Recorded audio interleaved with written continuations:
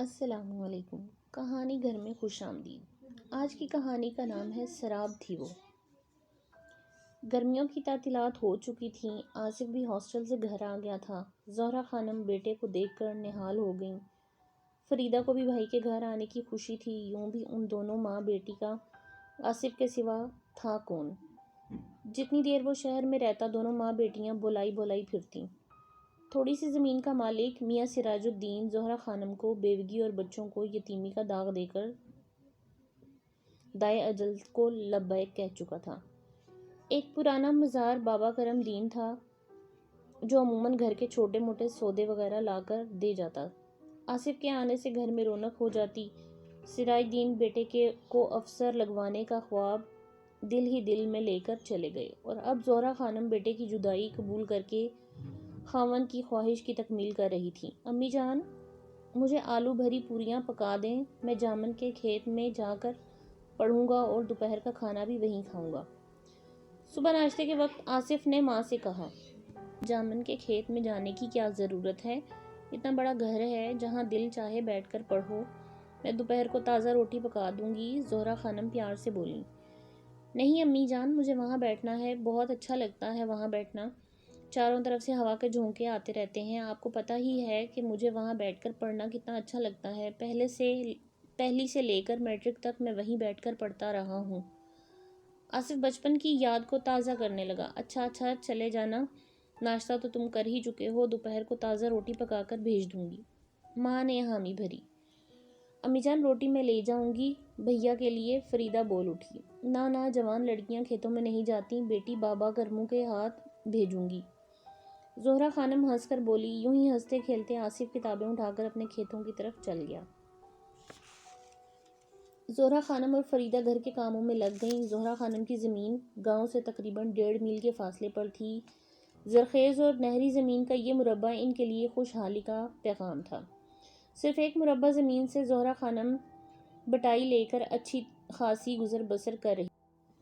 بابا کرمو سر توڑ محنت کر کے پیداوار بڑھا رہا تھا اور دونوں گھروں میں خوشحالی تھی۔ آصف جب کھیتوں میں پہنچا تو حسب معمول چاروں طرف ہریالی تھی۔ جامن کا درخت جو چاروں کھیتوں کے درمیان تھا ننھے ننھے جامنوں سے لدا ہوا تھا۔ سوندھی سوندھی خوشبو سے فضا مہک رہی تھی۔ بابا کرمو ڈیرے سے چرپائی اور تکیہ لے آیا۔ چھوٹے مالک، آپ یہاں بیٹھ کر پڑھیں، میں بھینسوں کو چارہ ڈال کر آؤں گا، پھر خوب باتیں کریں گے۔ بابا کرمو آصف سے اپنے بچوں کی طرح محبت کرتا تھا۔ ہاں بابا جی، آپ دوپہر کو آئیں تو گھر سے ہو کر آنا، امی کھانا بھیجیں گی۔ آصف اتنا کہہ کر چاروں طرف دیکھتا ہوا چرپائی پر بیٹھ گیا۔ کھیتوں میں کماد کی فصل سرسرا رہی تھی۔ چرپائی پر بیٹھا ہوا آدمی نزدیک آئے بغیر نظر نہیں آتا تھا۔ آصف کتاب کھول کر صفحے پلٹ رہا تھا۔ اسے چوڑیوں کی کھنک سنائی دی۔ اس نے گردن اٹھا کر سامنے دیکھا۔ جامن کے درخت کی دوسری طرف سے ایک نوجوان لڑکی سامنے آ گئی۔ اسے دیکھ کر آصف کی آنکھیں پھٹی کی پھٹی رہ گئیں۔ اتنا مکمل حسن اس نے پہلے نہیں دیکھا تھا۔ سرخ و سفید رنگت، مناسب نقش و نگار، سیاہ کالی آنکھیں، کندھوں پر بکھرے ہوئے لمبے لمبے بال، سرخ پھولدار سوٹ پہنے وہ سامنے آ کھڑی ہوئی۔ لڑکی چہرے مہرے سے شہر کی پڑھی لکھی نظر آ رہی تھی۔ آصف چونک کر کھڑا ہو گیا اور حیرانی سے اسے تکنے لگا۔ کیا بات ہے چھوٹے ملک، بہت حیران ہو رہے ہو؟ ایک نرم آواز گونجی۔ جی ہاں، جی نہیں، آپ کون ہیں؟ بیٹھیے۔ آصف بوکھلاہٹ کا شکار تھا، اسی لیے الٹے سیدھے لفظوں میں بول رہا تھا۔ بیٹھنے ہی آئی ہوں چھوٹے ملک، مترنم ہنسی کی آواز گونجی۔ وہ چارپائی پر بیٹھ گئی۔ تکیے سے ٹیک لگا کر وہ غور سے آصف کو دیکھ رہی تھی۔ آپ اپنا تعارف نہیں کرائیں گی کیا؟ آصف جو اب تک کھڑا ایک ٹک اسے دیکھ رہا تھا حوصلہ جمع کر کے بولا۔ کراؤں گی تعریف، کیوں نہیں کراؤں گی، مگر آج نہیں کل۔ اس کا لہجہ شرارت سے لبریز تھا۔ پھر بھی کچھ تو بتائیں نا، میرا قیاس کہتا ہے کہ آپ شہر سے چھٹیاں گزارنے کسی کے گھر مہمان آئی ہیں، کم از کم اپنا نام ہی بتا دیں۔ وہ مضبوط لہجے میں بات کر رہا تھا۔ میرا نام زرینہ ہے اور میں بہت دور سے آئی ہوں، پہلے بھی آتی رہی ہوں، آپ مجھے پسند آئے۔ جب آپ گاؤں کے اسکول میں پڑھا کرتے تھے نا اور یہاں آ کر جامن کے نیچے بیٹھ کر اسکول کا کام کرتے تھے، اس وقت میں بھی آپ کو دیکھا کرتی تھی، وہ بتا رہی تھی اور آصف حیرت سے اسے تک رہا تھا۔ مگر میں تو آپ کو نہیں جانتا، اس وقت بھی نہیں جب میں یہاں ہوتا تھا۔ وہ بولا، کل بتاؤں گی۔ ارے آپ اب تک کھڑے ہیں، بیٹھ جائیں نا۔ وہ چارپائی پر ایک طرف سرک کر بیٹھ گئی۔ نہیں آپ بیٹھیے، میں یہاں بیٹھ جاتا ہوں۔ وہ جھجک گیا تھا، اتنی بے باک لڑکی اس نے زندگی میں پہلی بار دیکھی تھی۔ وہ سرسبز گھاس پر بیٹھ گیا۔ ارے ارے یہ تو بری بات ہے، میں بھی وہاں آ جاتی ہوں آپ کے پاس۔ وہ فوراً چارپائی سے اتر کر اس کے پاس آ بیٹھی۔ ہاں اب بتائیں نا ذرا، اپنے متعلق آصف نے لہجہ بے تکلف بنا لیا۔ کہا تو ہے پھر کبھی بتاؤں گی، آپ کا بابا کرم دین بھی آنے والا ہے، میں جاتی ہوں ورنہ وہ بہت جلد گاؤں میں مشہور کر دے گا۔ اٹھ کر کھڑی ہو گئی۔ آصف کو یوں لگا جیسے اس کے سینے کو کوئی نوچنے لگا ہو۔ زرینہ کے جانے کا سن کر وہ بے چین ہو گیا تھا۔ کیا آپ بابا کرمو کو جانتی ہیں؟ بہت اچھی طرح؟ جب وہ جوان تھا میں اسے اس وقت سے جانتی ہوں۔ وہ ہنسی۔ تو پھر بابا بھی آپ کو جانتا ہوگا؟ پتہ نہیں، اچھا میں چلتی ہوں۔ وہ اتنا کہہ کر پگڈنڈی پر چل دی۔ آصف کی نظریں اس کا تعاقب کر رہی تھیں۔ تھوڑی دور جا کر پگڈنڈی کا موڑ مڑتے ہی وہ نگاہوں سے اوجھل ہو گئی۔ آصف کا دل چاہ رہا تھا وہ اس کے پیچھے جا کر معلوم کرے کہ وہ کس کے گھر جاتی ہے، مگر پھر دل محسوس کر رہ گیا۔ وہ فطرتاً شریف اور شرمیلا نوجوان تھا۔ یونیورسٹی میں بھی لڑکیوں سے واسطہ پڑتا تھا، مگر رسمی مہذب گفتگو کے علاوہ اس نے کبھی تہذیب سے گری ہوئی بات نہیں کی تھی۔ اس کے سب ساتھی اس کی شرافت کے قائل تھے، مگر یہ عجیب و غریب بے باک لڑکی اسے بہت زیادہ متاثر کر گئی تھی۔ اس کے جانے کے بعد اسے سب کچھ خالی خالی لگ رہا تھا۔ کتاب کھول کر پڑھنے کی کوشش کی تو حروف گڈمڈ ہو کر اس کا روپ دھارنے لگے۔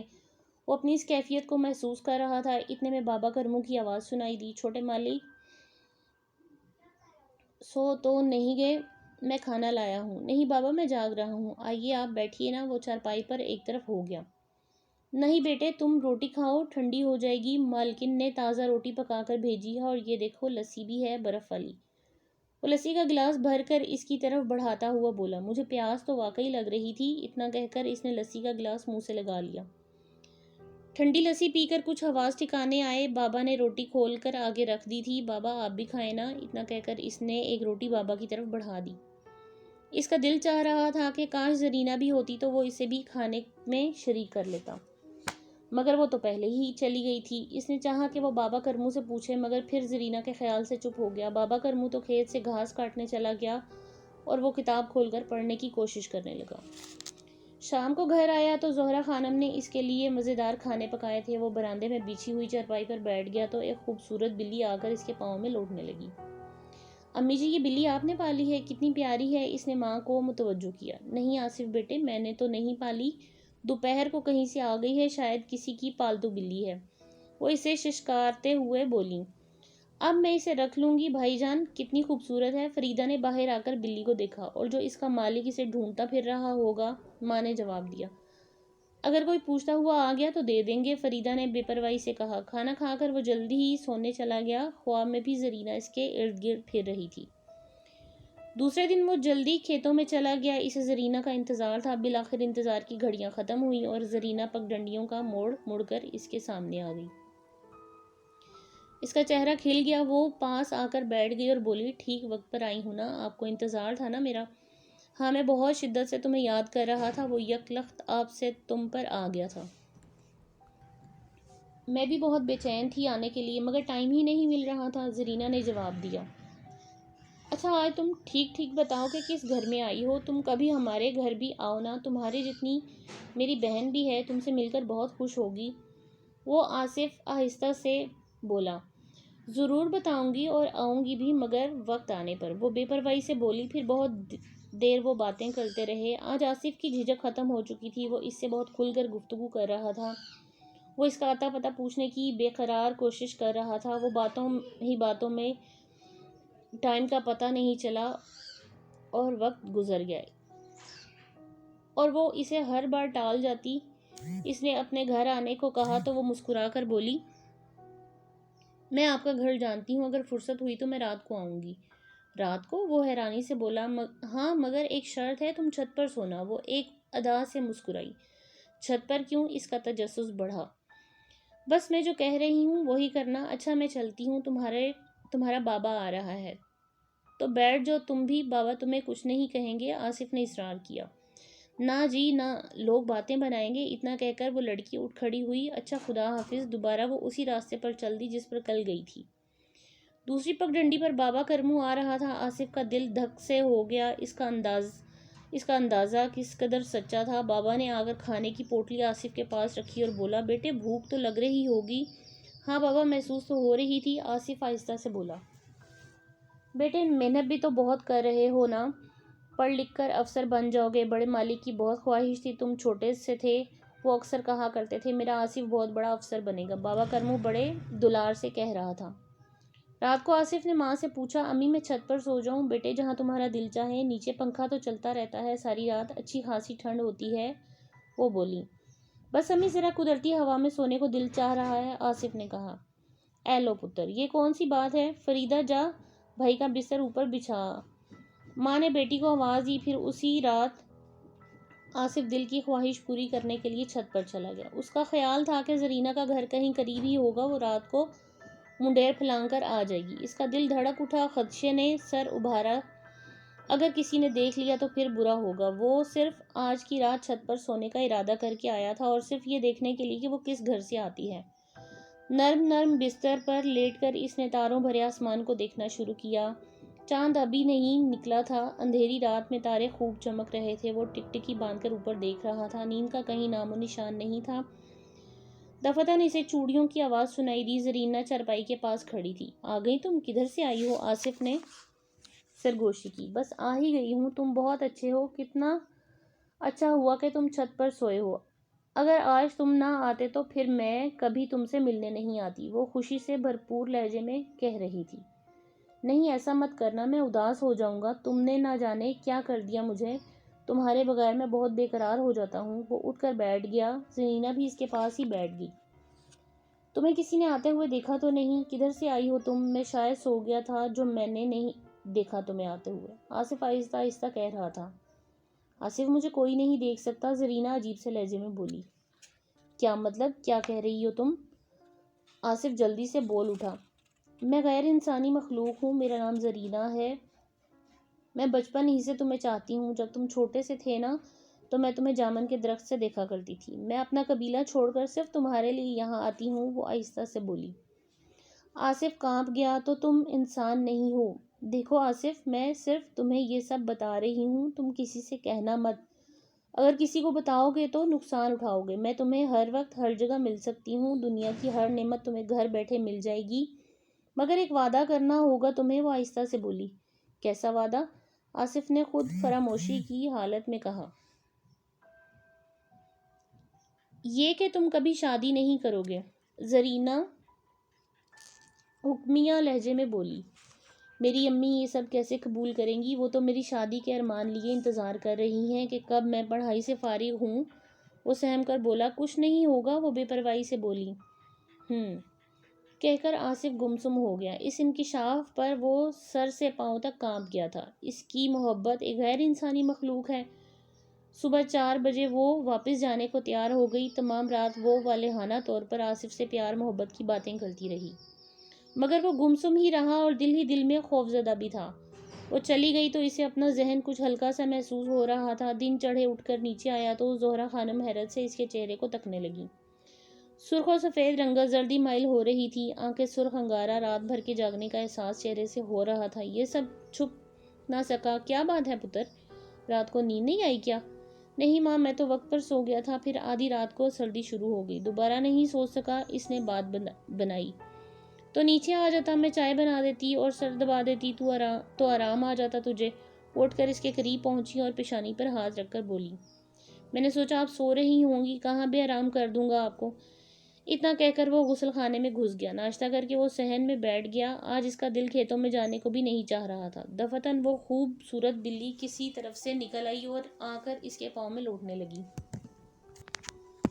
زہرہ خانم کے بھائی کے مرشد شاہ ظفر علی شاہ نے بزرگ آدمی تھے، نیک اور بزرگ آدمی تھے، اور کبھی کبھی اپنے مریدوں کے ہاں آتے تھے۔ اچھے علم والے اور باشریعت انسان تھے۔ ظفر علی شاہ صاحب جب بھی عبد القادر کے ہاں آتے تو دوسرے دن وہ لازمی زہرہ کے پاس آتے۔ جب سے زہرہ بیوہ ہوئی تھی، ان کی توجہ خود بخود ہی ان کی طرف ہو گئی تھی۔ ناشتہ وغیرہ کر کے وہ کہتے، قادر چل ذرا بیٹی سے بھی مل آئیں۔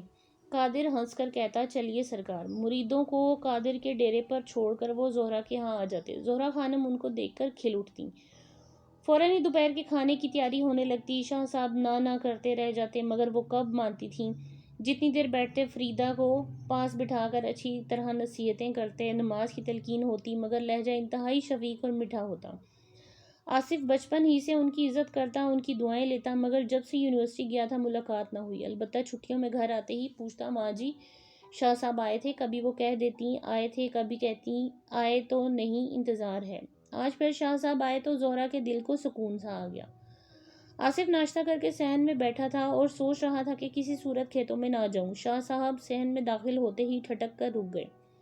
خوبصورت بلی نے دیکھتے ہی چھلانگ لگا کر دیوار پر چڑھ گئی، پھر دوسری جانب کو کود کر نظروں سے غائب ہو گئی۔ آصف قدم بوسی کو آگے بڑھا، مگر شاہ جی ٹکٹکی باندھے دیوار کی طرف دیکھ رہے تھے جدھر بلی گئی تھی۔ یہ نابکار کہاں سے آ گئی؟ اتنا کہہ کر انہوں نے آصف کو گلے سے لگا لیا۔ میرے بچے، کہاں پھنس گیا تو؟ ان کے منہ سے بے ساختہ نکلا۔ کیا کہہ رہے ہیں سرکار آپ؟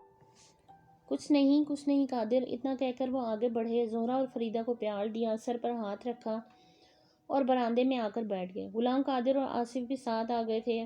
خیر و عافیت پوچھنے کے بعد انہوں نے قادر کی طرف دیکھا۔ قادر، میں آج رات یہیں رکوں گا، تو جا کر مریدوں کو لنگر پانی کی فکر کر، رات کو یہاں آ جانا۔ زہرا خانم بھی حیرت سے سن رہی تھیں۔ پہلے تو اس کے اصرار کے باوجود بھی شاہ صاحب یہاں نہیں ٹھہرتے تھے، اور آج خود ہی ارادہ کر لیا۔ وہ اسے اپنی خوش قسمتی سمجھ رہی تھی۔ پھر وہ آصف کو لے کر علیحدہ کمرے میں چلے گئے اور اس سے سب حالات پوچھے۔ آصف، جس نے زرینہ سے وعدہ کیا تھا کہ وہ کسی کو نہیں بتائے گا، اب بلا خوف و خطر شاہ صاحب کو سب کچھ بتا رہا تھا۔ جیسے جیسے وہ بتاتا جا رہا تھا، اس کا ذہن پرسکون ہوتا جا رہا تھا۔ شاہ صاحب مسکرائے اور بولے، بیٹے تو پھنس گیا نا اس کے جال میں؟ پھر یہ عمر ہی ایسی ہوتی ہے، تمہارے بس میں نہیں تھا، اور ہاں، تم سے پہلے بھی میں نے 2 آدمیوں کو اس نابکار کے چنگل سے چھڑایا ہے۔ وہ آہستہ آہستہ کہہ رہے تھے۔ شاہ صاحب، میں سمجھا نہیں، آپ کیا کہہ رہے ہیں؟ بیٹا، جس طرح انسانوں میں اچھے برے انسان ہوتے ہیں، اسی طرح اس غیر مرئی مخلوق میں بھی اچھے برے ہوتے ہیں۔ یہ بھی اپنے لوگوں کی دھتکاری ہوئی جنس ہے، اور روپ بدل بدل کر انسانوں کو تنگ کرتی ہے۔ جب میں نے صحن میں قدم رکھا تو تمہارے پاؤں میں بلی کھیل رہی تھی، وہ تمہاری زرینہ ہی تھی۔ وہ ہنس کر بولے، جی آپ کیا کہہ رہے ہیں؟ آصف چونک اٹھا۔ میں سچ کہہ رہا ہوں پتر، مجھے دیکھتے وہ بھاگ گئی، پہچان گئی اور جلدی سے دیوار پھلانگ کر بھاگ گئی۔ عشاء کی نماز کے بعد شاہ صاحب نے علیحدہ کمرے میں آصف، اس کے ماموں اور بابا کرم دین کو بلا لیا اور انہیں سمجھا دیا کہ آصف پر غیر انسانی مخلوق کا سایہ ہے، لہٰذا انہیں اس کو چھٹکارا دلانا ہے۔ آپ لوگ بھی کمرے میں رہیں گے۔ زہرا خانم کو بھی گول مول لفظوں میں بتا دیا گیا، مگر انہیں کمرے میں بیٹھنے کی اجازت نہ تھی۔ پھر انہوں نے کچھ پڑھ کر آصف کے گرد ہزار باندھا۔ کافی دیر کچھ پڑھتے رہے۔ آصف سر جھکائے بیٹھا رہا۔ تقریباً 3 گھنٹے کے بعد زرینہ آصف کے سر پر حاضر ہوئی۔ بابا کرم دین اور قادر ماموں حیرت سے دیکھ رہے تھے۔ او نابکار مالون، تو اس آصف کے چکر میں آ گئی ہے، میں تجھے تباہ کر دوں گا، شاہ صاحب کی آواز گونجی۔ نہیں شاہ جی، میں آصف سے سچی محبت کرتی ہوں، میں بچپن سے اسے چاہتی آئی ہوں، آپ مجھے معاف کر دیں، میں اس کے بغیر نہیں رہ سکتی۔ ہونٹ آصف کے ہل رہے تھے، مگر آواز نسوانی تھی۔ گوجرانوالہ کا لطیف اور فیصل آباد کے اشفاق سے بھی تمہیں بہت محبت تھی، اور ان کے بغیر بھی تم نہیں رہ سکتی تھی، شاہ صاحب کی گمبھیر آواز گونجی تھی۔ ساتھ ہی انہوں نے کوئلوں کی انگیٹھی پر باریک باریک دانے ڈالے، جن سے سیاہ گاڑھا دھواں اٹھا۔ شاہ جی، اسے ہٹا لیں، میں مر گئی، ہٹا لیں اسے، آصف چیخ کر کہہ رہا تھا۔ بتائیں اسے چھوڑے گی یا نہیں؟ بدستور دھواں دیتے ہوئے شاہ جی بولے۔ چھوڑ دوں گی، آپ اسے ہٹا لیں، آصف چلایا۔ ابھی چھوڑ کر جاؤ اسی وقت، شاہ صاحب نے غصے سے کہا، اور نشانی بھی دے کر جاؤ، قسم بھی کھانی۔ برگد کا قدیم درخت زمیں بوس ہو چکا تھا اور لوگ حیرت سے دیکھ رہے تھے۔ دوسرے دن شاہ صاحب نے آصف کو تعویذ پہنا دیا، ساتھ ہی سختی سے منع کر دیا کہ آئندہ کبھی بھی جامن کے درخت کے نیچے نہیں جانا۔ آصف کی شادی ہو گئی، اب اس کے 3 بچے ہیں، وہ اپنے گھر میں مطمئن ہے، مگر جب کبھی اسے زرینہ کی یاد آتی ہے تو ٹھنڈا سانس منہ سے نکل جاتا ہے۔ شاید وہ اس کی پہلی محبت تھی۔